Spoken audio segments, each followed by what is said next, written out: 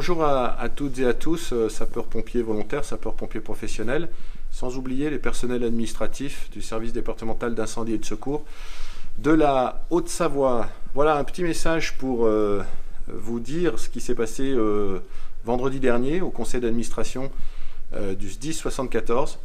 Une délibération à l'unanimité en présence de monsieur le préfet de la Haute-Savoie, un peu plus de 2 mois après l'installation du nouveau service départemental d'incendie et de secours suite au renouvellement des élections départementales. Voilà. Je suis très heureux et je remercie l'état-major, à commencer par le directeur par intérim, le colonel Paletti, et avec l'ensemble des services généraux. Nous avons voté la feuille de route pour tout le mandat du service départemental d'incendie et de secours avec 3 étapes. 3 étapes et un délai relativement court.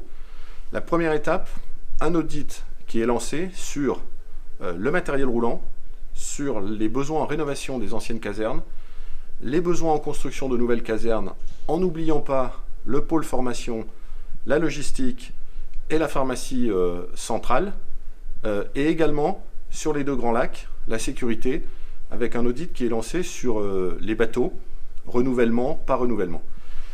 L'ensemble de ces besoins vont être estimés, chiffrés, validé par les instances du SDIS, le bureau, le conseil d'administration, mais également monsieur le préfet de la Haute-Savoie.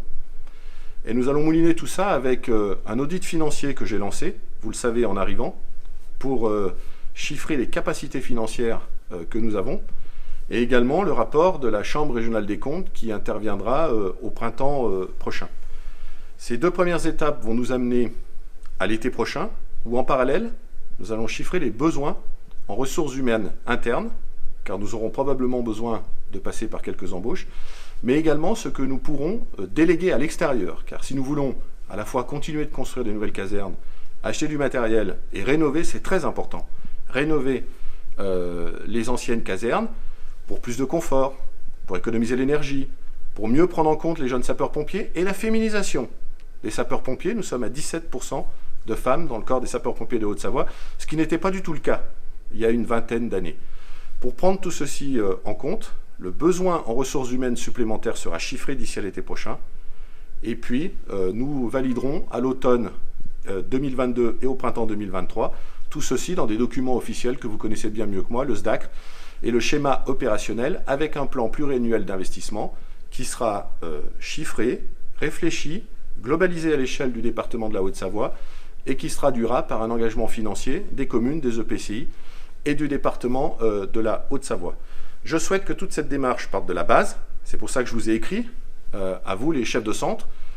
J'attends que toutes les propositions puissent être faites, y compris par n'importe lequel des 3000 sapeurs-pompiers de la Haute-Savoie, pour alimenter cette réflexion qui va démarrer et qui a démarré mais qui va se poursuivre en toute l'année 2022 et qui, encore une fois, se traduira ensuite pendant toute la durée du mandat par une mise en œuvre, soit de construction nouvelle, soit de renouvellement de matériel, d'achat de bateaux, ou par la rénovation de l'ensemble des anciennes casernes de sapeurs-pompiers. Je suis très heureux qu'après quelques semaines de prise de fonction, nous ayons déjà pris cette délibération de principe, encore une fois votée à l'unanimité, confortée par l'appui de monsieur le préfet de la Haute-Savoie.